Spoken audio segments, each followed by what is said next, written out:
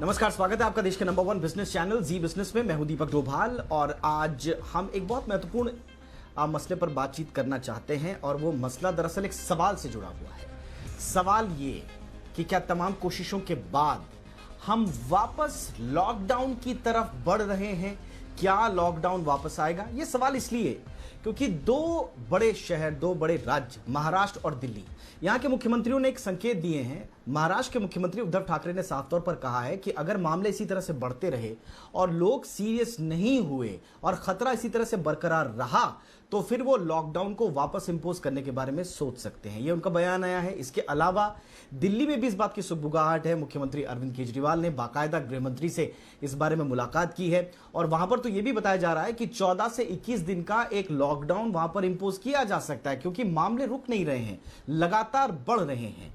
तो क्या स्थिति ये आ गई है देश में कि अब हम वापस लॉकडाउन की तरफ बढ़ रहे हैं? क्या इसका कोई विकल्प नहीं है? क्या वाकई में लोग अभी तक सीरियस नहीं हो पाए हैं सोशल डिस्टेंसिंग को लेकर? और सरकार की जो तैयारियां थी, क्या उनमें कोई कमी रह गई है?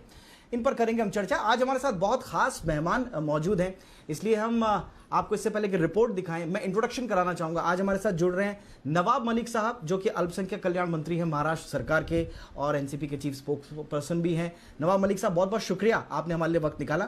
हमारे साथ है डॉक्टर MC मिश्रा साहब, जो कि पूर्व डायरेक्टर हैं एम्स के। थैंक यू सर, आपने भी हमारे लिए वक्त निकाला। और हमारे साथ होंगे डॉक्टर ओम श्रीवास्तव, जो कि कंसल्टेंट है इन्फेक्शियस डिजीज के। बहुत बहुत स्वागत है सर आपका भी। रिपोर्ट देख लेते हैं, उसके बाद आज के खास मेहमानों से चर्चा को आगे बढ़ाते हैं।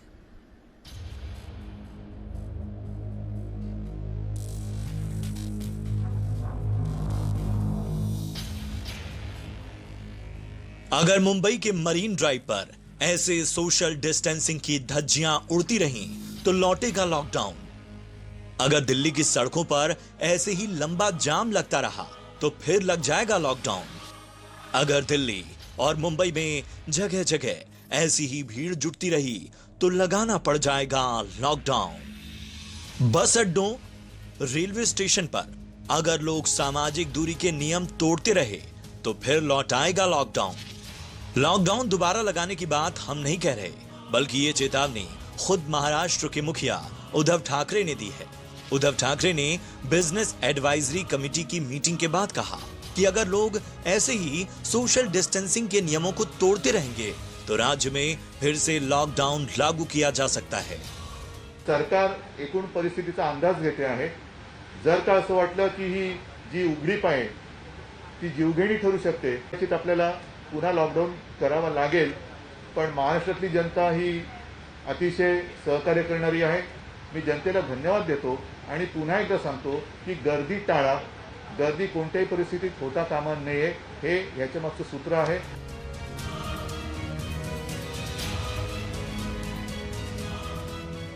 अनलॉक 1 के साथ उद्धव सरकार ने मुंबई सहित कई शहरों के इकोनॉमी को चलाने के लिए थोड़ी छूट देनी शुरू कर दी थी, लेकिन लोग बेवजह घरों से निकल रहे हैं, सड़कों पर भीड़ लगा रहे हैं, सोशल डिस्टेंसिंग के नियमों को तोड़ रहे हैं। महाराष्ट्र और मुंबई में तो ये हाल है कि महाराष्ट्र चीन को और मुंबई वुहान को पीछे छोड़ चुका है। चीन में जहां 83,057 कोरोना के केस सामने आए, वहीं महाराष्ट्र में आंकड़ा 94,041 तक पहुंच चुका है। वुहान में जहां कोरोना के 50,340 मामले मिले, वहां मुंबई में आंकड़ा 52,667 तक जा पहुंचा है। महाराष्ट्र में अब तक की मौतों का जिक्र करें तो यहां 3,438 लोगों की मौत हुई है, जबकि मुंबई में यह आंकड़ा 1,857 तक पहुंच चुका है। पिछले एक दिन की बात करें तो महाराष्ट्र में 3,254 नए केस मिले हैं, जबकि 149 लोगों की मौत हुई है। वहीं मुंबई में एक दिन में 97 लोगों की मौत हुई है।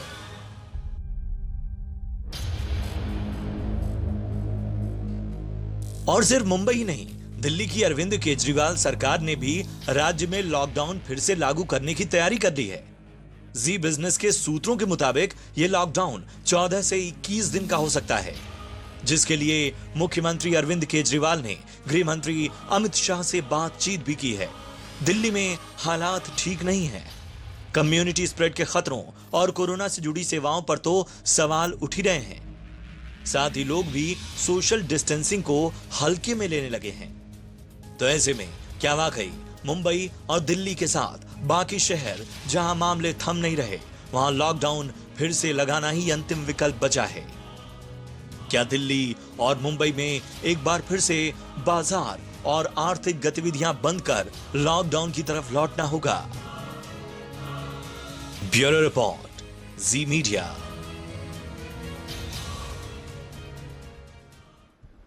चलिए, तो बात हो रही थी अनलॉक की, बात हो रही थी अर्थव्यवस्था को खोलने की, बात हो रही थी धीरे धीरे आप जान के साथ जहान को भी पटरी पर लेकर आएंगे। लेकिन जिस तरह से मामले बढ़ रहे हैं, अब सरकारें भी ये सोचने पर विवश हो रही हैं कि क्या वाकई में अब लॉकडाउन लगाना पड़ेगा, दोबारा वापस रिवर्स गियर में जाएंगी कोरोना से जुड़ी तैयारियां। चर्चा को शुरुआत करते हैं और शुरुआत मैं नवाब मलिक सर आपसे करना चाहूंगा। सर, ऐसी क्या बात हो गई जो मुख्यमंत्री उद्धव ठाकरे को यह कहना पड़ा कि भाई हम वापस लॉकडाउन लगा सकते हैं, इस बारे में सोच सकते हैं? देखिए, किसी भी मुख्यमंत्री को या शासक को, तो जो एडमिनिस्ट्रेटर है उसकी जिम्मेदारी बनती है कि अपनी जनता को वो चेताए। और निश्चित रूप से मुख्यमंत्री जी ने इशारा किया है कि जिस तरह से लोग अनलॉक प्रक्रिया शुरू होने के बाद बिल्कुल सामान्य जीवन हो गया, इस तरह की भूमिका में लोग आ गए। चहलकदमी करने के लिए भीड़ कर रहे हैं, कोई जरूरी चीज हो तो ठीक है, माना जा सकता है, लेकिन सामान्य परिस्थिति बन गई है। इस बिहेवियर से कहीं ना कहीं उन्होंने चेताने का काम किया है। कुल मिला के मुंबई में परिस्थिति जो पहले थी उससे बेहतर है। जो हमारा आंकड़ा है वो कहीं ना कहीं फ्लैट हुआ है, उसमें राइज या हाइक नहीं हो रहा, ये सच्चाई है। लेकिन कहीं ना कहीं लोग अगर जब तक सतर्क नहीं होंगे और पूरी तरह से सारे नियमों को ताक पे रख देंगे, या लोग आम जनजीवन की तरह जिंदगी में सारी एक्टिविटी शुरू कर देंगे, तो खतरा है। कहीं ना कहीं खतरे से चेताना ये मुख्यमंत्री की जिम्मेदारी थी, उन्होंने चेताया है। लेकिन फिर लॉकडाउन लगेगा ऐसी परिस्थिति नहीं है।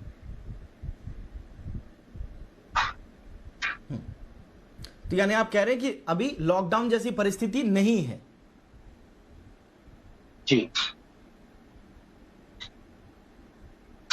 Alright sir. सर, एक बार बार जो केसेस पे बात हो रही है और जिस तरह से केसेस बढ़ रहे हैं, खतरा और आशंका इस बात की जाहिर की जा रही है कि कहीं हम कम्युनिटी स्प्रेड में तो नहीं पहुंच गए हैं। जैसा हम रिपोर्ट्स वगैरह देख रहे हैं, हम सब जानते हैं कि वुहान को भी पीछे छोड़ दिया मुंबई ने, और लगातार संक्रमण लगातार बढ़ रहे हैं और रोज नए रिकॉर्ड्स बन रहे हैं।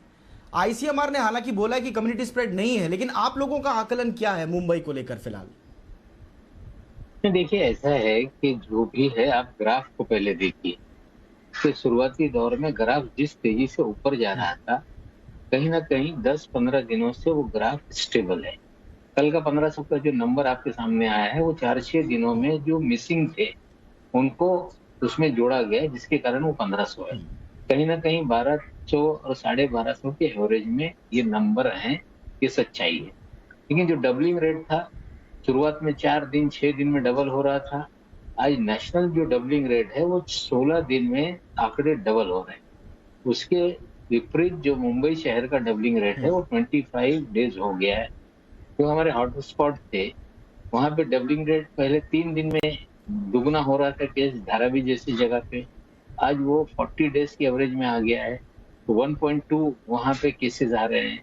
तो हमें लगता है जो परिस्थितियां थी वो कहीं ना कहीं कंट्रोल में है, लेकिन अगर लापरवाही होगी तो निश्चित रूप से खतरा बड़ा पैदा हो सकता है। इसलिए लापरवाही ना हो, ये चेताने के लिए मुख्यमंत्री जी ने इस तरह की बात की। ऑलराइट, डॉक्टर एमसी मिश्रा हमारे साथ हैं। सर, आपका आकलन क्या है? मुंबई और दिल्ली में जिस तरह से केसेस बढ़ रहे हैं, गवर्नमेंट्स अपनी अपनी तरफ से कोशिशें कर रही हैं, लेकिन संक्रमण अब सबके सामने है। एक बड़ी बहस कम्युनिटी स्प्रेड को लेकर चल रही है। आईसीएमआर की हालांकि बात बोल दिया है, जैसे मैंने आपको कहा, क्या कम्युनिटी स्प्रेड नहीं है। क्या हम आंख मूंद कर ये मान लें कि वाकई में दोनों शहरों में कम्युनिटी स्प्रेड नहीं है? दीपक जी, थोड़ा सा मैं विस्तार से बताना चाहूंगा। एक centre for disease dynamics and economics and policy, CDDEP, एक संस्था है वॉशिंगटन बेस्ड। उन्होंने कुछ आंकड़े मार्च में प्रस्तुत किए थे, जिसमें भारत के लिए उन्होंने ये कहा था कि भारत में 300 से 400 मिलियन लोग संक्रमित होंगे और 100 मिलियन लोग बहुत ज़्यादा संक्रमित होंगे और 2 से 4 मिलियन लोगों को हॉस्पिटलाइजेशन की ज़रूरत पड़ेगी।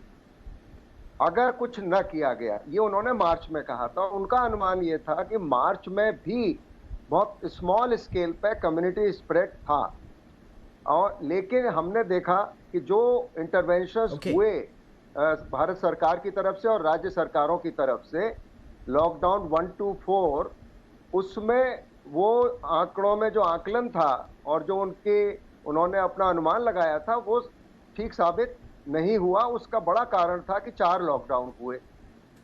लेकिन उस लॉकडाउन में हमने ये भी देखा कि इकोनॉमिक्स भारत की बहुत ज़्यादा इफेक्ट हो गई। एक्सोडस ऑफ हमारे जो लोग थे बॉम्बे में और बहुत से शहरों से अपने अपने राज्यों में लौटने की जो प्रक्रिया शुरू हुई, उससे पहले मार्च के आखिर में, अप्रैल के शुरू में जो दिल्ली में निजामुद्दीन में जमात का जो फियास्को हुआ, उससे हमने 2 स्पाइक्स देखे। एक मार्च के एंड और अप्रैल में देखा, दूसरा हमने मई और जून में देखा। उसका ही नतीजा अब ये है।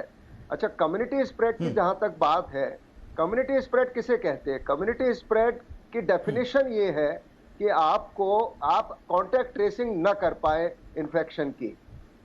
तो ये काफी लोगों में ऐसा मिल रहा है कि कांटेक्ट ट्रेसिंग नहीं हो पा रही है।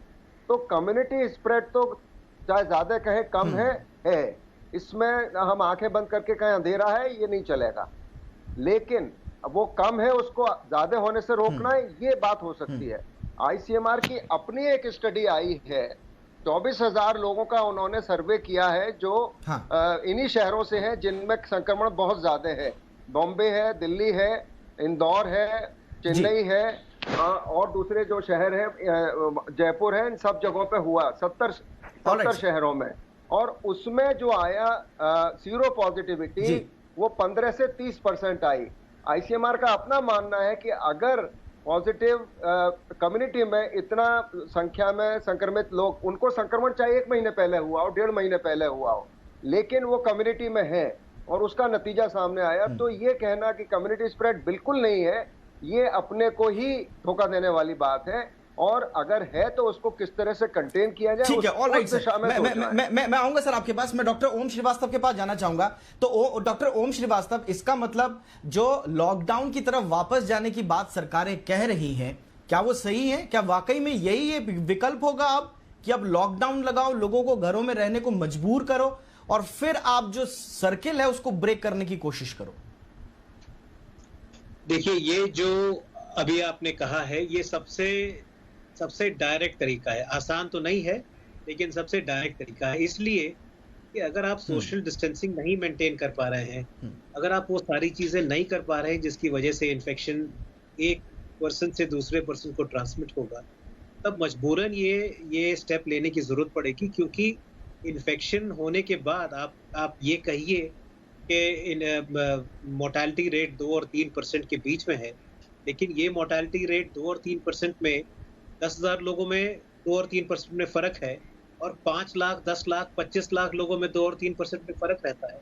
इस वजह से फर्स्ट प्रायोरिटी, जो सबसे जरूरी बात है, वो ये है कि जो जान है, जो इंसान की जानो माल जो है, वो सबसे पहले उसकी हिफाजत की जाए। उसके बाद हाँ, ये भी जरूर है कि इकोनॉमिक बहुत इम्पैक्ट पड़ गया है, पड़ने वाला भी है, लेकिन अगर आपको दोनों का एक कहीं बीच में रास्ता निकालना पड़ेगा। फिर भी सबसे जरूरी बात यही रहेगी कि अगर जो नंबर्स इस तरीके से बढ़ रहे हैं, इस वजह से कि हम लोग वो डिस्टेंसिंग नहीं कर पा रहे हैं, जिस तरीके से अभी आपने जो मरीन ड्राइव का क्लिप दिखाया, अगर वो हम लोग नहीं कर पा रहे हैं, तो ये फिर लाजमी हो जाता है कि आपको for the safety of the community ये जरूरी है कि वो किया जाए। Alright sir. Nawab Malik sir, मैं आपसे एक सवाल गवर्नेंस को लेकर इसलिए भी पूछूंगा क्योंकि अगर एक, जैसा कि डॉक्टर श्रीवास्तव कह रहे हैं कि लास्ट रिजॉर्ट अगर वापस लॉकडाउन लगाना पड़ा, स्थितियां नहीं सुधरी, जो अभी ग्राफ थमता हुआ नजर नहीं आ रहा है, कुछ आंकड़े जरूर हैं जो हमें थोड़ा सा ईज डाउन करते हैं, लेकिन चिंताएं अभी तक वैसी हैं। अगर लॉकडाउन करना पड़ा तो सर फिनेंशियल सिचुएशंस का जो चिंताएं हैं, क्योंकि एनसीपी के पास ही फाइनेंस मिनिस्ट्री भी है स्टेट में, सर कैसे इसको बैलेंस करेंगे सर, संक्रमण और आर्थिक स्थिति? देखिए, ऐसा है कि जो कम्युनिटी स्प्रेड है, मैं आपको बता दूं कि जो डेंस पॉपुलेशन जिन इलाकों में था, शुरुआती दौर में बड़े पैमाने से वहीं पे केसेस निकल रहे थे। जब वेरी बिगिनिंग में आया तो वर्ली कोलीवाड़ा में बड़े पैमाने पे केसेस निकले, धारावी में बड़े पैमाने पे निकले, गोंडी के जो स्लम्स थे वहां पे बड़े पैमाने में निकले, लेकिन जो डेंस पॉपुलेशन था वहां परिस्थितियां कंट्रोल में हैं। आज जो केसेस आ रहे हैं कहीं ना कहीं वो हमारे जो हाई सोसाइटीज है, जो बड़ी बड़ी इमारतों में लोग रहते हैं, वहां पे भी कहीं ना कहीं केसेस आ रहे हैं। तो उनकी तरफ से कुछ लापरवाही हो रही है, ये सच्चाई है, और लापरवाही रुकनी चाहिए। हम मरीन ड्राइव पे अगर आप वॉक नहीं कर लेंगे या मरीन ड्राइव पे इतनी भीड़ नहीं करेंगे तो आपके जीवन में बहुत कोई परिवर्तन आज आगे नहीं। राहत दी गई है तो इसका मतलब नहीं है कि सभी लोग सैर सपाटे के लिए निकल जाएं। तो कहीं ना कहीं ये लोगों को समझना पड़ेगा कि जितना ज्यादा हो सके अपने आप को भीड़ में जाने से बचाएं या भीड़ ना करें। ये सरकार की मंशा है और सबकी जिम्मेदारी है कि ऐसी परिस्थिति ना लाए। जहाँ तक इकोनॉमी का सवाल है, ये सच्चाई है। सर ये तो जनता की जिम्मेदारी।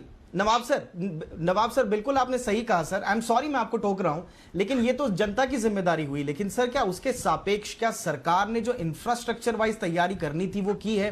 क्योंकि आज भी हम देख रहे हैं, आपने एक अच्छा इनिशिएटिव लिया था कि प्राइवेट हॉस्पिटल्स के 80% बेड्स को रिजर्व कर दिया जाए, लेकिन शिकायतें लगातार मिल रही हैं कि प्राइवेट हॉस्पिटल या तो रिफ्यूज कर रहे हैं या फिर मनमाने दाम वसूल रहे हैं। हालत यह है कि आप लोगों ने खुद ने एक कमेटी बनाई है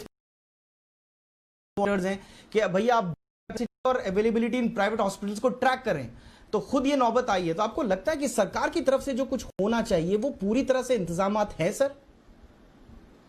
देखिए, ऐसा है कि दो चीजें हैं, अस्पताल, कोविड, नॉन कोविड। अगर कोविड इरा में हम लोग हैं तो जो दीगर बीमारियां हैं वो बीमारी कोई खत्म होने वाली नहीं। किसी को हार्ट अटैक आ जाएगा, उसको भी इलाज की जरूरत है, और कोई पैरालाइज हो जाए, किसी को स्ट्रोक आ जाए, या और अर्जेंसी किसी की सर्जरी करनी है या मेडिकल हेल्थ प्रॉब्लम है, तो नॉन कोविड अस्पताल भी चलने चाहिए। और कोविड की भी परिस्थिति है वो भी कंट्रोल में रहनी चाहिए। तो मैं आपको बता दूं, आज अभी हमारे पास 10,500 बेड हैं, सरकारी और गैर सरकारी दोनों मिला के। आज भी उसमें 2,500 बेड आज कोविड बेड हमारे पास पूरी तरह से खाली है। तो कोविड बेड है नहीं है ऐसी परिस्थिति नहीं। हमने मेगा सेंटर भी बनाए, ट्रिपल सीट 2 भी बनाए, ऑक्सीजन लोडेड बहुत सारी हमने बिल्डिंगों को कन्वर्ट किया है, जहाँ पे क्वारंटाइन सेंटर बनाए गए, उनको भी इस तरह से कि ऑक्सीजन लेवल तक का पेशेंट वहां रखा जाए। ये सारी तैयारियां हमारी हैं। जहाँ तक कि अस्पताल मनमानी पैसा वसूल रहे हैं, तो हम आपको बता दें जो उनका रेगुलर अस्पताल है वो अपने हिसाब से जो उनके चार्जेस है वो ले रहे हैं। लेकिन कोविड को लेके सरकार ने उनके रेट डिफाइन किए थे कि इस रेट में आपको इलाज करना है, उसके अलावा नहीं कर सकते। सरकार ने हर वार्ड में, ये नहीं कि बड़े अस्पताल, जो नर्सिंग होम थे वो भी हम लोगों ने कोविड नर्सिंग होम भी बनाए। लगभग 3,000 बेड उन नर्सिंग होम में पूरी तरह से अवेलेबल किए गए। आज उन नर्सिंग होम में भी 50% या 40% बेड अवेलेबल है। उन नर्सिंग होम में भी आईसीयू की फैसिलिटी अवेलेबल है, वहां पे भी बहुत सारी फैसिलिटीज अवेलेबल है। तो अस्पताल को लेके कोई अभी क्राइसिस है ये कहना ठीक नहीं होगा। आईसीयू में और बढ़ोतरी हो, अगले सप्ताह में 300 बेडेड का जो बीएमसी का वो भी हम शुरू कर रहे हैं। जहां तक अर्थव्यवस्था की आपने बात की, पिछले 3 महीनों में मार्च में 35,000 करोड़ का रेवेन्यू। सर अर्थव्यवस्था पे सर हम डिटेल में बात कर लेंगे सर। मैं फटाफट सी रिएक्शन मिश्रा सर का लेना चाहूंगा। मिश्रा सर, कम्युनिटी स्प्रेड के बारे में आपसे तफसील से बात हुई और आप ये मान रहे हैं कि कम्युनिटी स्प्रेड अभी है, भले ही सरकारें अभी इससे आंख मूंद लें, लेकिन सच्चाई यही है कि कम्युनिटी स्प्रेड है और उसको जितनी जल्दी मान लिया जाए उतनी जल्दी सही है। लेकिन सर क्या अब जो लॉकडाउन की बात है, क्या आपको लगता है कि एक लॉकडाउन अब जरूरी है देश में कोरोना के सर्किल को तोड़ने के लिए? ये हो सकता है, जैसे हम लोग बात भी पहले भी करी है दीपक जी, दैट कि जो रेड जोन्स हैं, हॉट स्पॉट्स हैं, उनमें बिल्कुल कर सकते हैं और करना चाहिए, क्योंकि ये फ्री फॉर ऑल नहीं किया जा सकता कि लोग बिल्कुल नॉर्मल बिहेव करना शुरू कर दें और न खुद प्रिकॉशन लें न और भीड़ बढ़ा के दूसरों को भी बीमार करें। तो ये हमारी जिम्मेदारी बन जाती है, सरकारों की जिम्मेदारी बन जाती है कि बॉम्बे और दिल्ली में जो एरियाज हॉट स्पॉट्स बने हुए हैं उनको सख्ती से, हम बार बार ये बात कह रहे थे, अनलॉकिंग होनी चाहिए इकोनॉमिक एक्टिविटी के लिए, लेकिन जिन एरियाज में ज्यादा संक्रमण मिल रहा है उनको सख्ती से लॉकडाउन का पालन भी करवाया जाए, अनलॉकिंग होते हुए साइमल्टेनियसली। और ये करना पड़ेगा। अगर जैसे सीएम महाराष्ट्र ने भी कहा, नवाब मलिक साहब भी कह रहे हैं कि जो जैसे धारावी था जहां पे संक्रमण हुआ और लेकिन अब कंट्रोल में आ गया, ये बहुत अच्छी खबर है। और इसी प्रकार से दूसरे एरियाज अब वो कह रहे हैं जो हाई राइज अपार्टमेंट्स में लोग रह रहे हैं, थोड़ा वेल ऑफ लोग हैं, वो अब इसमें लापरवाही कर रहे हैं। तो ये बर्दाश्त नहीं किया जाना चाहिए क्योंकि ये उनकी सेफ्टी के लिए है। और इसमें मैं समझता हूँ थोड़ा बहुत भी जाके government of Maharashtra, government of Delhi को सोचना पड़ेगा। महाराष्ट्र तो सोच ही सकता है, दिल्ली के पास तो ये ऑप्शन नहीं है कि वो आउटसाइड स्टेट जाके कहीं पे बेड्स क्रिएट करें, बट महाराष्ट्र में ये हो सकता है कि बॉम्बे में अगर हॉस्पिटल बेड्स की क्राइसिस है तो वो ऐसे एरियाज में भी हॉस्पिटल्स को ले सकते हैं और वहां पे पेशेंट्स को शिफ्ट किया जा सकता है बसेस के द्वारा। जो पेशेंट्स पॉजिटिव हैं ऑलरेडी, देखभाल के लिए जिन भी डिस्ट्रिक्ट्स में कोरोना के लिए उतना मारामारी नहीं है बेड की, वहां पे हॉस्पिटल्स को आइडेंटिफाई करके शिफ्ट कर सकते हैं। तो बेड कैपेसिटी, सर्ज कैपेसिटी बढ़ाई जा सकती है। इसमें बहुत पॉलिटिकल विल की जरूरत है, बहुत ज्यादा ऑर्गेनाइजेशन की जरूरत है, बहुत ज्यादा प्लानिंग की जरूरत होगी, एंड दिस इज पॉसिबल। अब चाइना ने जो कंट्रोल किया था, वुहान को पूरा लॉक कर दिया था उन्होंने, सारा चाइना नहीं लॉक हुआ था, लेकिन खाली वुहान शहर को लॉक किया था। तो ये हमें भी करना पड़ सकता है और करना चाहिए अगर इसकी जरूरत है।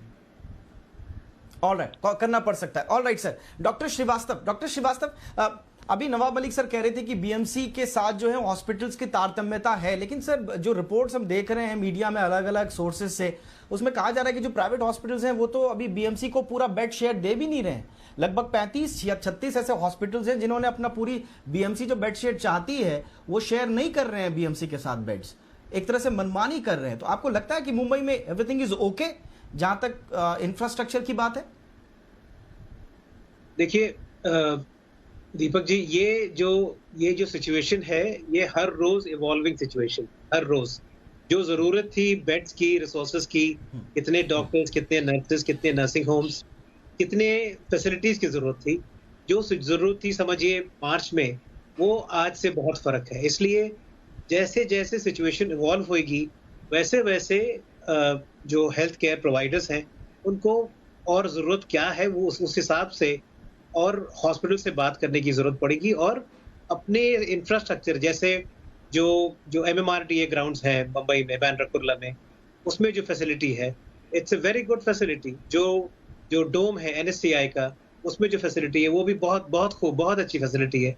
तो जैसे सिचुएशन इवॉल्व होंगी उसमें कितने बेड्स का आपको एंटिसिपेशन है, कितना स्टाफ लगने वाला है, ये करीब करीब हर रोज बदलने वाला है। इस वजह से ये कहना कि सारी तैयारी इस समय पूरी है, मुकम्मल है, ये तो जो कल होने वाला है वो शायद फर्क होगा। इसलिए you have to be preparing for it on a daily basis. आपको हर रोज आपकी सिचुएशन देख करके आपको उसी हिसाब से अडैप्ट करना पड़ेगा।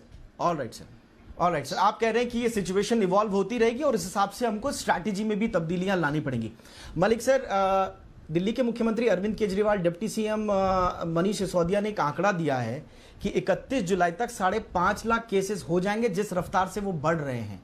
क्या महाराष्ट्र सरकार ने महाराष्ट्र को लेकर ऐसा कोई अनुमान जाहिर किया है अब तक? देखिए, ऐसा है कि ICMR ने जब उनकी टीम पिछले मई महीने में, अप्रैल के आखिर में 2 दौरा मुंबई के उन्होंने किया, उन्होंने एस्टिमेट दिया था कि मुंबई का आंकड़ा ये 5 लाख तक जा सकता है और उसको लेके आपको तैयार रहना पड़ेगा। तो कहीं ना कहीं जो आंकड़े दिए गए थे कि जून के पहले सप्ताह तक ये आंकड़ा 5 लाख तक जाएगा, तो कहीं ना कहीं वो 50-52 हजार है वो कंट्रोल करने में जो एस्टिमेशन था उसमें हम लोगों को कहीं ना कहीं कुछ हद तक सफलता मिली। सवाल ये है कि आंकड़े अगर वो एस्टिमेट कर रहे हैं तो उनका अपना तरीका हो सकता है, लेकिन हमारे यहाँ मैं बता रहा हूँ कि जो हमारा ग्राफ है वो फ्लैट हो रहा है। पहले दिल्ली में 200-300 थे, वो जम करके एकाएक 1000-1200 पे चला गया। हमारे यहाँ जो आंकड़ा था वो 1500-1600 पे चल रहा था, वो धीरे धीरे रिड्यूस होके 1200-1250 के रेंज में लगातार पिछले 10-12 दिनों से चल रहा है। आप वो ग्राफ देख सकते हैं। तो कहीं ना कहीं जो हमें जरूरत है, जिस तरह से कहा गया कि महाराष्ट्र के अलग जिलों में भी सारी व्यवस्थाएं करनी चाहिए, मैं आपको बता दूं महाराष्ट्र एक अकेला स्टेट ऐसा है कि हर जिलों में कोविड टेस्ट करने की पूरी तैयारी कि हर जगह हमने जिला वाइज टेस्टिंग शुरू कर दी। जो भी हमारे सिविल अस्पताल थे उसमें एक बड़े पैमाने पे हमने तैयारी की। जो हमारे मेडिकल कॉलेजेस थे वहां पे हमने तैयारी की, वहां पे भी 2 की भी व्यवस्था हमने की। लेकिन आज जो है आईसीयू बेड कम पड़ेंगे ये अंदाज है। आज भी 8-10% बेड आज के दिन भी खाली है, लेकिन आने वाले दिनों में आईसीयू बेड कम ना पड़े इसके लिए पूरी तरह से काम चल रहा है। अगले सप्ताह में 300 आईसीयू बेड ये बीएमसी अपने तरह से उसको बुक इसमें ऐड ऑन करेगी। लेकिन प्राइवेट अस्पतालों की एक बात बता दूं, उनकी भी अपनी समस्या है। उनके पास जो क्लास 3 क्लास 4 का जो भी वार्ड बॉयज है, नर्सेज हैं, उनको लेके समस्या है, वो भी उनके पास नहीं है। मुंबई शहर के बाहर से 100 किलोमीटर से लोग काम पे आते थे, ट्रेन ना शुरू होने की वजह से वो नहीं पहुंच पा रही हैं। तो प्राइवेट अस्पताल भी फुल फ्लैश जितनी उनकी क्षमता वो नहीं चला पा रहे हैं, इसलिए उन पर आरोप लग रहा है कि ये सहयोग नहीं कर रहे हैं। All right sir. Sir 10 second में अगर बताएं, लोकल ट्रेन खोलने पर कोई विचार चल रहा है सर? नहीं, हमने लोकल ट्रेन एसेंशियल सर्विसेज के लिए शुरू की जाए। जो सरकारी पास है, नर्सेस है, वार्ड बॉयज है, या जो एसेंशियल सर्विस है उनके लिए कुछ लोकल ट्रेन टाइमिंग से शुरू की जाए। हमने लगातार मांग की, लेकिन केंद्र सरकार उसको लेकर सकारात्मक नहीं है। ऑल राइट सर, मेरे पास वक्त की कमी है सर। बहुत बहुत शुक्रिया नवाब मलिक साहब हमारे लिए वक्त निकालने के लिए। एमसी मिश्रा साहब आपका भी शुक्रिया, डॉक्टर ओम श्रीवास्तव आपका भी शुक्रिया। इसी के साथ इस खास बुलेटिन में इतना ही। नमस्कार।